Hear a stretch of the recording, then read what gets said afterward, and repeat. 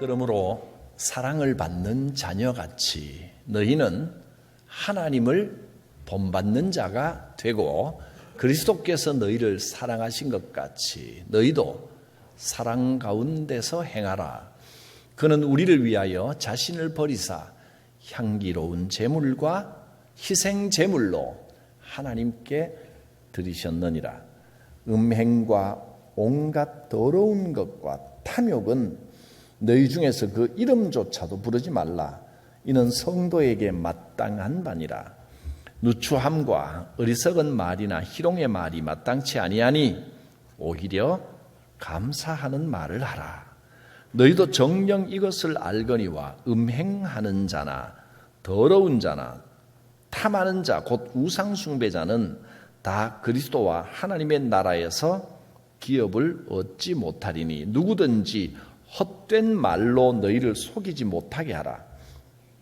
이로 말미암아 하나님의 진노가 불순종의 아들들에게 임하나니 그러므로 그들과 함께하는 자가 되지 말라. 너희가 전에는 어두움이더니 이제는 주 안에서 빛이라. 빛의 자녀들처럼 행하라. 아멘. 6월 한 달 동안 이 에베소서를 통해서 신앙의 훈련을 받고 있습니다. 에베소 교회는 바울이 제자로 생각하는 교회였습니다. 2년 동안 에베소 교회에 머물면서 두란노 서원을 세우고 매일같이 성경을 가르쳤던 교회가 에베소 교회였습니다.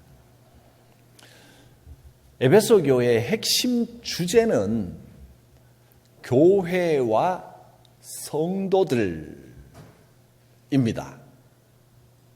교회는 무엇이고 성도는 누구고 이 교회와 성도는 어떻게 살아야 되고 이런 구체적인 훈련을 해 주십니다. 성도의 삶은 교회와 아주 밀접하게 연관이 되어 있습니다. 성도의 신앙은 교회를 통해서 자라나게 됩니다. 성도들이라고 해서 행실이 완전하지 못합니다. 참 부족하고 연약하고 죄도 많이 짓고 그렇습니다. 하나님께서 자녀 삼아 주셨는데도 우리는 여전히 부족합니다. 그래서 이 부족한 죄인들이 모인 곳이 교회인데 교회는 완전하겠습니까? 교회도 부족하고 연약하고 때로는 형편없어 보이기도 하고 그렇습니다. 그런데 놀랍게도 성경은 아무리 부족하고 문제가 많아도 교회는 그리스도의 몸이다. 그렇게 선포했습니다. 교회는 사도들과 선지자들의 터 위에 말씀의 바탕 위에 세워진 것이다. 그리고 예수 그리스도께서 교회의 모퉁이 돌이 중심이 되신다. 이것이 이제 우리가 지난주에 살펴봤던 말씀입니다. 교회가 부족하고 연약하고 형편없어 보여도 그 터전은 사도들과 선지자들의 터 위에 세운 것이고 예수께서 모퉁이 돌이 되셨습니다. 그래서 교회는 그리스도의 몸입니다. 우리 성도들은 벽돌입니다. 벽돌이 모나고 품질도 떨어지고 금도 가고 깨져도 있고 이런 못난 벽돌들이라도 성령께서 중간에 몰타르가 되고 탁 붙들어 주시고 벽돌을 하나하나 쌓아가면서 이 성도들이 만들어가는 교회에 하나님께서 임하십니다. 그래서 성전이 되어 가는 겁니다. 우리가 함께 지어져 가면서 하나님이 임하시는 성전이 됩니다. 여기에서 예배당, 교회, 성전 이런 세 가지 말이 나왔습니다. 비슷한 것 같지만 전혀 다른 의미입니다. 예배당은 우리가 예배하는 건물, 이 집, 이 장소를 말하는 겁니다. 교회는 믿는 사람들의 모임입니다. 여러분이 곧 교회입니다. 사람이 교회고 꼭 사람만이 아니라 사람이 모이면 조직이 생기죠. 그 조직이 곧 교회입니다. 그러면 성전은 뭐냐? 하나님이 임하시는 곳이 성전입니다. 예배당은 멀쩡한데 성전은 아닐 수 있습니다. 예수 믿는다는 사람들은 잔뜩 모였는데 교회는 있는데 그게 성전은 아닐 수도 있습니다. 하나님의 영이 임하시지를 않는 겁니다. 사람들만 모여서 북적북적 하면 그거는 예배당일 수도 있고 교회일 수도 있지만 성전은 아닙니다. 성전이 돼야 됩니다. 그게 제일 중요한 겁니다. 성전은 어떻게 이루어진다 그랬습니까? 우리가 잘나서 성전이 되는 게 아닙니다. 못난 모습이지만 함께 벽돌들이 되어서 서로 의지하고 위로하고 하나하나 쌓아 올라가면서 함께 지어져 갑니다. 함께 성전이 되는 겁니다. 교회를 섬기고 성도를 위해 봉사하면서 우리 신앙이 점점 완성되어 가고 하나님과 가까워지고 성전이 되는 겁니다. 하나님의 임재가 있기 위해서는 반드시 교회를 위한 봉사가 있어야 됩니다. 봉사 없이는 성전 될 수가 없습니다. 봉사는 여러 가지 봉사가 있습니다. 여러분, 크게 대표적으로 세 가지 봉사가 있습니다. 첫째는 말 그대로 수고의 봉사가 있습니다. 사랑의 수고. 내가 시간을 내고 땀을 흘려서 밥도 하고 설거지도 하고 청소도 하고 뭐 옮길 거 있으면 같이 옮기고 시간과 노력을 들이는 수고의 봉사가 있습니다. 그 사람의 형편에 따라 몸도 약하고 시간도 없고 해서 수고의 봉사를 하고 싶어도 못 살 수가 있잖아요. 그럼 다른 봉사 하시면 돼요. 두 번째는 기도의 봉사입니다. 교회를 위해 늘 기도하는 겁니다. 기도의 봉사. 내 기도 때마다 하나님 주신 우리 영적인 가족들 성광교회를 위하여 잠깐이라도 기도하는 겁니다. 우리 모임을 위해 기도하고 목사님을 위해 기도하고 장로님들을 위해 기도하고 우리 구역 식구들을 위해 기도하고 기도하는 기도의 봉사. 그것도 영적인 봉사, 굉장히 귀중한 봉사입니다. 세 번째는 물질 봉사도 봉사입니다. 교회가 이 땅에서 하나님의 일을 하려면 재정이 필요하고 물질이 반드시 필요합니다. 그래서 내가 직접 앞장서서 하지는 못해도 밀어주고 후원하고 하나님을 할 수 있도록 헌금하고, 그래서 우리는 그 기준을 어떻게 했습니까? 내가 소득의 10분의 1을 하나님께 교회에 드려서 교회가 일하는데 부족함이 없도록 하겠다. 매주 예배 드릴 때마다 내가 조금이라도 하나님 앞에 정성을 드리겠다. 감사한 일이 있을 때마다 하나님께 드리겠다. 물질 봉사하잖아요.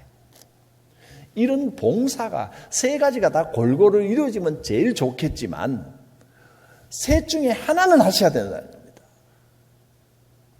수고의 봉사, 기도의 봉사, 물질의 봉사. 봉사할 때 우리 신앙이 완성돼 가고 하나님의 역사와 축복이 임하는 겁니다. 성도들과 함께 어울리면서 함께 지어져 가느니라. 서로 부족하고 서로 상처를 주고 막 감정이 안 좋고 좀 다투기도 하고 그럴 때도 있지만 분이 나도 화가 나도 어떻게 하라고요? 언제까지 품어도 된다고요? 최소한 해가 지고 나면 분을 풀어야 됩니다. 오해 풀고 마음 풀고 분을 갖고 있으면 자기가 상합니다. 그리고 분노의 감정은 있지도 않은 오해를 자꾸 불러일으킵니다. 해가 질 때까지 분을 품지 말라 하셨습니다. 그렇게 서로 툭탁거리기도 하지만 그래도 이해하고 위로하고 그러면서 신앙이 조금씩 자라고 견고해지는 겁니다. 여러분, 교회의 연약한 모습 때문에 흔들리거나 낙심하지 마십시오. 한두 번 상처받았다고 해서 포기하지 마십시오. 아이들이 자라는 것도 뛰어다니면서 좀 엎어지고 자빠지고 정강이 몇 번 깨지고 얼굴도 좀 갈아붙이고 그러면서 또 열도 펄펄 날 때도 있고 어떨 때는 막 응급실에 뛰어가기도 하고 그러면서 어느 사이에 보면 훌쩍 커 있는 겁니다. 그렇게 상처 입으면서 자라는 겁니다. 아무 일 없이 온실 속의 화초처럼 오냐 하고 자라는 건 많이 좋은 건 아닙니다. 우리 어릴 때만 해도 흙 퍼먹어 가지는 않았습니다만은 뭡니까? 흙 주워 먹어가면서 놀았잖아요. 먼지 펄펄 뒤집어 쓰고 막 흙에서 놀고 구슬치게 하고 그 추운데 옛날에는 왜 이렇게 또 추운데 옷도 얇게 입고 뛰어다니면서 소매로 콧질질 옛날에는 다 이렇게 콧질질 흘리면서 고속도로 내가지고 이걸 닦고 아이들이 보면 동네에서 뛰어다니는 애들이 여기가 다 뻣뻣합니다 이렇게 그러고 놀았어요. 그래도 잘 컸습니다. 못나 보여도 연약해 보여도 하나님이 함께 하십니다. 연약한 가운데 장성하는 겁니다. 교회는 사도들과 선지자들의 터 위에 세워진 것이요 예수님이 모퉁이 돌 중심이 되어 있습니다. 그런데 왜 이렇게 못나고 왜 이렇게 형편없고 죄가 많으냐? 그게 하나님의 신비입니다. 모자른 사람들끼리 부딪히고 밀고 땡기고 하면서 완성되어가는 놀라운 하나님의 신비가 있는 겁니다. 때로는 상처받고 때로는 실망이 되기도 하지만 그 가운데 우리 신앙이 점점 더 견고해지는 줄로 믿습니다.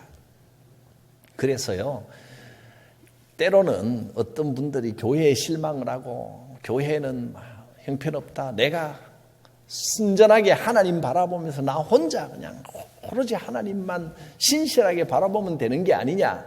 근데 여러분 그거 자체가 교만이고 죄입니다. 나 혼자서 할 수 있다는 것 자체가 그것이 곧 죄의 정체입니다. 내가 할 수 있다. 그게 아담과 하와가 따먹었던 선악과의 정체입니다. 내가 선한 일을 행할 수 있다. 하나님 앞에서조차도 내 힘으로 할 수 있다고 교만하게 착각했던 겁니다. 하나님의 신비는 부족한 사람들끼리 어울려 살아가는 가운데 함께 지어져가는 신비입니다. 2장 20절에서 22절 말씀 다시 한번 읽겠습니다. 너희는 사도들과 선지자들의 터 위에 세우심을 입은 자라. 그리스도 예수께서 친히 모퉁이 돌이 되셨느니라. 그의 안에서 건물마다 서로 연결하여 주 안에서 성전이 되어가고 너희도 성령 안에서 하나님이 거하실 처소가 되기 위하여 그리스도 예수 안에서 함께 지어져 가느니라. 우리는 함께 지어져 가고 있습니다. 자신의 연약한 모습 때문에도 실망하셔서는 안 됩니다. 다른 사람 때문에 상처받았다고 해서 그걸로 포기하고 실망하고 주저앉아서는 안 됩니다. 이 연약하고 부족한 모습 속에 성령께서 역사하셔서 하나님의 성전이 되게 하시는 놀라운 신비입니다. 자, 여기까지가 이제 지난주에 선포했던 말씀을 다시 한번 핵심 요약을 했습니다. 오늘의 말씀은 그러면 이 성도들이 교회에서 실제로 어떻게 살아가야 하느냐 하는 구체적인 말씀입니다. 훈련해야 됩니다. 습관이 몸에 배도록 해야 됩니다. 어떤 훈련, 어떤 습관을 해야 됩니까? 하나님께서 우리를 사랑하셔서 자녀 삼아주셨잖아요. 하나님의 자녀면 반드시 하나님의 사랑을 본받아서 우리도 사랑해야 됩니다. 내가 완전하냐 아니냐 그건 하나도 중요하지 않습니다. 내가 사랑을 하느냐 못하느냐 이게 중요한 겁니다. 내가 완전해야 누군가를 사랑하는 게 아니잖아요. 사랑은 그냥 사랑하는 겁니다. 하나님께서 우리를 자녀 삼아 주셨듯이 우리도 하나님의 사랑을 본받아 사랑해야 됩니다. 그렇지 못하면, 우리가 사랑하지 못하면 하나님의 자녀 자격이 없습니다. 사랑이라는 것은 다른 사람의 약점을 품어주고 덮어주고 이해해 줄 수 있는 게 그게 사랑입니다. 내가 완전하다, 내가 잘났다 하는 게 사랑이 아니라 다른 사람의 허물을 덮어주고 보완해 줄 수 있는 게, 안아주고 위로해 줄 수 있는 그게 사랑입니다. 사랑이 있어야 됩니다. 하나님이 우리를 사랑하신 사랑은 어떤 사랑이었습니까? 2절에 나옵니다. 이런 사랑으로 우리를 사랑하셨습니다. 그리스도께서 너희를 사랑하신 것 같이 너희도 사랑 가운데서 행하라. 이걸 본받아야 됩니다. 그리스도께서 어떻게 하셨습니까? 우리를 위하여 자신을 버리시고 향기로운 제물이 되시고 희생 제물로 자신을 하나님께 드리셨습니다. 이것이 예수님이 보여주신 사랑입니다. 이런 사랑으로 우리가 사랑을 해야 하나님의 사랑을 받을 자격이 있다는 겁니다. 하나님께서 찾으시는 사람은 완전한 사람이 아닙니다. 하나님은 선을 행하는 훌륭한 사람을 찾으시는 게 아닙니다. 하나님께서 찾으시는 사람은 사랑할 줄 아는 사람입니다. 하나님, 나는 연약합니다. 나는 상처가 많습니다. 나는 부족합니다. 그렇기 때문에 다른 사람을 손가락질하고 정죄할 자격이 없기 때문에 사랑할 수밖에 없습니다. 여러분, 못난 모습 그대로 다른 사람을 사랑하는 게 더 중요합니다. 하나님께서는 우리가 잘났기 때문에 택하신 게 아닙니다. 어쩌면 반대로 연약한 자들 가운데 여러분을 택하셨습니다. 자꾸 잘난 사람 되려고 하지 말고 완벽한 성도 되려고 하기보다 사랑하는 존재, 사랑하는 사람이 되십시오. 내 모습 그대로 그 자리에서 연약한 채로 사랑할 수는 있습니다. 다른 사람을 아낄 수는 있습니다. 하나님께서 우리를 사랑하신 것은요, 우리가 연약할 때입니다. 로마서 5장 말씀에 이렇게 말씀하셨습니다. 우리가 아직 연약할 때에 기약대로 그리스도께서 경건하지 않은 자를 위하여 죽으셨도다. 우리가 경건하게 살았기 때문이 아닙니다. 이 세상에는 의인을 위하여 죽는 자가 쉽지 않고 혹 선한 사람을 위하여 죽는 사람이 간혹 있을 수도 있습니다. 그러나 예수 그리스도께서는 우리가 선하기 때문에 나를 구하신 게 아니고 우리가 아직 죄인 되었을 때에, 우리가 아직 죄인일 때 그리스도께서 우리를 위하여 죽으심으로 하나님께서 우리에 대한 하나님의 사랑을 확증하셨느니라. 이것이 하나님께서 예수 그리스도를 통하여 보여주신 사랑입니다. 우리가 아직 연약할 때에, 우리가 경건하지 않을 때에, 우리가 죄인 되었을 때에 예수께서 나를 위하여 죽으셨습니다. 우리도 이 사랑을 본받아야 됩니다. 이 사랑은 기다려 줄 수 있는 사랑입니다. 너 왜 그 모양이냐, 그따우냐 정죄하고 비난하는 게 아니라 기다려 주는 인내의 사랑입니다. 그것이 하나님의 사랑을 본받는 것입니다. 똑같이 갚아주려고 하지 마십시오. 그건 세상의 방법입니다. 하나님의 방법은 기다려주는 겁니다. 그래야 하나님의 사랑을 받을 자녀의 자격이 있습니다. 하나님의 사랑을 받은 자녀같이 너희도 하나님을 본받는 자가 되라. 이 사랑을 본받아야 됩니다. 조금 더 참고 조금 더 기다려주는 희생의 사랑입니다. 이런 신앙의 준비, 사랑의 마음이 딱 갖춰지면 제일 먼저 드러나는 증거가 뭐냐면 말입니다. 말에서 다 드러납니다. 건강한 신앙의 특징은 말에서 가장 먼저 나타납니다. 말의 열매로 열립니다. 어떤 말을, 성도의 말은 어때야 되느냐? 무슨 말을 해도 감사가 묻어나와야 됩니다. 감사합니다, 감사합니다 하는 말을 많이 하라, 이런 의미라기보다는 어떤 말을 해도 거기에 감사가 흐르고 있어야 됩니다. 감사의 마음, 감사의 정서가 흐르고 있습니다. 숨만 쉬어도 감사 냄새가 나야 성도입니다. 신앙은 좋다, 뭐 열심히 한다 그러는데 말만 하면 정죄가 묻어 있고,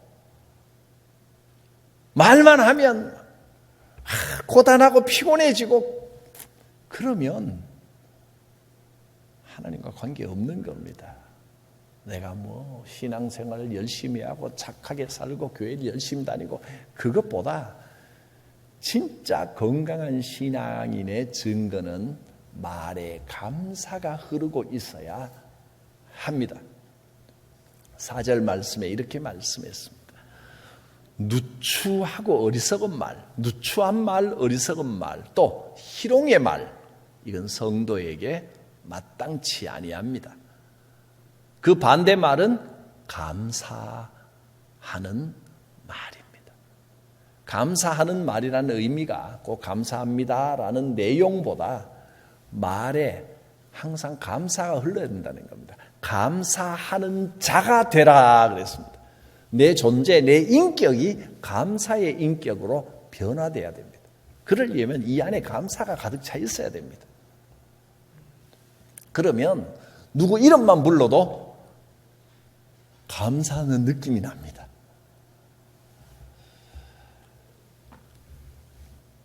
우리가 쓰는 모든 말에 감사가 흐르고 있어야 됩니다. 감사의 반대는 누추함, 어리석은 말, 희롱의 말입니다. 6절에서는 그것을 뭐라고 표현했냐면 헛된 말이라 그렇게 표현했습니다. 헛된 말은 다른 사람을 속이고 자기도 속입니다. 또 헛된 말은 서로 들뜨게 하고 흔들리게 하고 속입니다. 인생의 진실한 것을 보지 못하게 만듭니다. 누구든지 헛된 말로 너희를 속이지 못하게 하라. 헛된 말이 많아지면 뭐가 임해요? 말씀이 그대로 나와 있잖아요. 헛된 말이 많아지면 하나님의 진노가 임합니다. 헛된 말이 많아지면 불순종의 영이 작용하고 하나님의 진노가 임합니다. 누구든지 헛된 말로 너희를 속이지 못하게 하라. 이로 인하여, 즉 헛된 말하고 헛된 말에 속아 넘어가고 헛된 말로 가득 차는 것 때문에 하나님의 진노가 불순종의 아들들에게 임하나니, 그러므로 그들과 함께하는 자가 되지 말라. 헛된 말 쓰는 사람들 사이에서 빠져나오라, 그 말입니다. 헛된 말에는 하나님의 진노가 임합니다. 헛된 말이 어떤 것인지 이 4절 말씀을 다시 한번 세 번역으로 읽어보면 이렇게 말씀합니다. 헛된 말은 더러운 말입니다. 어리석은 말입니다. 또는 상스러운 농담입니다. 이런 것들은 성도들에게 어울리지 않습니다. 이런 것들을 버리고 오히려 여러분은 감사에 찬 말을 하십시오. 감사가 충만한 말, 감사가 흐르는 말을 하십시오. 쓸모없는 말, 하나마나한 말이 자꾸 많아지다 보면 점점 더러운 말로 옮겨가게 되어 있습니다. 또 하나마나한 쓸데없는 말들이 많아지면 자꾸 상스러운 농담으로 변질되게 됩니다. 이런 건 어울리지 않습니다. 감사가 담기지 않은 말, 농담들, 그런 것들이 헛된 말이고, 그게 많아지면 많아질수록 하나님의 진노가 임합니다. 언제든지 감사가 흐르는 진실된 말을 하십시오. 세상은 그렇게 말합니다. 말 잘하는 사람, 재미있는 사람이 좋다. 그래서 재미있는 사람, 말 잘하는 사람이 되려고 노력을 합니다. 그러나 여러분, 성도는 재미있는 사람, 말 잘하는 사람이라는 소리 듣는 거, 그거 그다지 좋은 거 아닙니다. 진실한 말을 하는 사람이 돼야 됩니다. 재미있는 사람이 되려고 불필요한 이야기를 막 하다 보면요, 농담은 남 칭찬하고 세워주는 농담만 있는 게 아니고, 농담은 깊어지다 보면 남을 깎아내리는 대로 자연스럽게 그렇게 갑니다. 그게 더 재밌거든요. 재밌게 들립니다. 소재도 많습니다. 그리고 남을 깎아내리는 농담, 핀찬 주는 농담을 몇 번 하다 보면 그 다음에는 자연스럽게 음담패설이나 더러운 말로 갑니다. 그게 농담의 속성입니다. 농담 잘하는 사람, 재미있는 사람, 그거 하나도 도움이 안 됩니다. 의도는 나쁘지 않다 하더라도 지난주에도 똑같은 비슷한 말씀을 주셨지요. 말 많이 하고 재미있는 사람이 되려고 하는데 자기는 분위기를 즐겁게 하려고 한다고 하지만 그게 길어져 보십시오. 사람들이 슬슬 피합니다. 피곤해집니다. 말만 많은 사람이 아니라, 헛된 말이 많은 사람이 아니라 진실된 말이 많고 대화를 잘하는 사람이 돼야 됩니다. 재밌는 사람보다 진실한 사람이 되십시오. 헛된 쓸데없는 농담, 불필요한 농담을 줄이고 감사가 흐르고 진실된 말을 많이 하며 지내시기를 바랍니다. 군데군데 이렇게 모여가지고 그냥 낄낄거리고 히히덕거리고 교회는 그런 모습이면 안 됩니다. 군데군데 앉아서 막 이야기를 하는 게 정말 헛된 말이다 싶으면 여러분 자리를 박차고 피하십시오. 그렇다고 해서 거기서 설교 못 들었냐고, 헛된 말 하지 마라, 농담하지 마라, 그렇게 또 지적하고 이러면 그 자체가 또 정죄가 됩니다.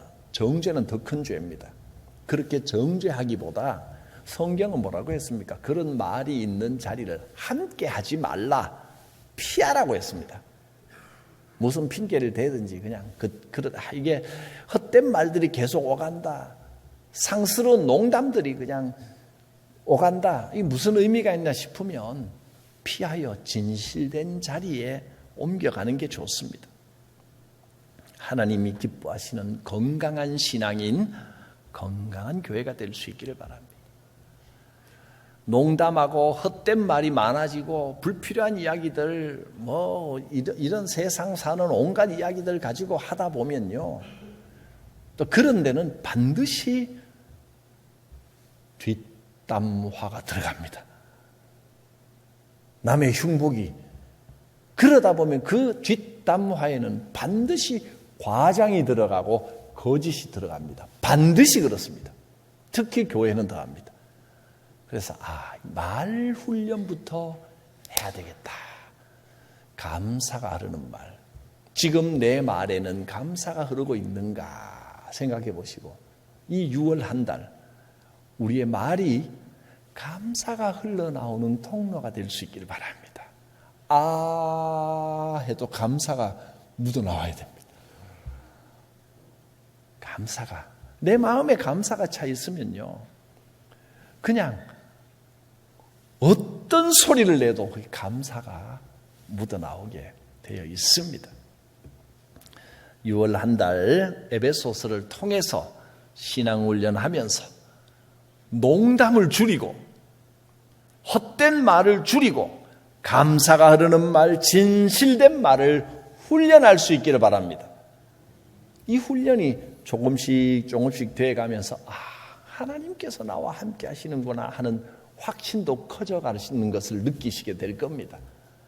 그러면서 참 교회가 하나님의 축복의 통로로구나, 이렇게 연약하지만 하나님께서 교회를 통하여 나를 자라게 하시는구나, 그것을 깨닫게 될 것입니다. 기도합니다. 거룩하신 하나님, 우리의 입술을 주장하여 주시고 우리의 심령에 감사가 충만하여 우리의 눈빛에서, 우리의 말에서 이 감사가 흐르게 하여 주시옵소서. 부족한 가운데서도 서로 사랑하게 하시고, 그래서 하나님의 성전이 되며 함께 지어져가는 교회, 하나님이 기뻐하시는 교회 되게 하옵소서. 예수님의 이름으로 기도드립니다. 아멘. 사도신경으로 우리의 신앙을 고백합니다. 나는 전능하신 아버지 하나님, 천지의 창조주를 믿습니다. 나는 그의 유일하신 아들 우리 주 예수 그리스도를 믿습니다.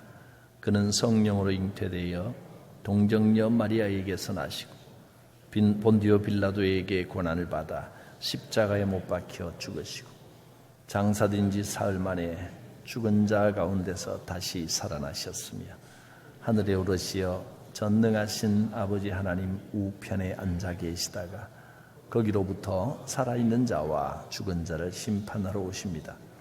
나는 성령을 믿으며 거룩한 공교회와 성도의 교제와 죄를 용서받는 것과 몸의 부활과 영생을 믿습니다. 아멘.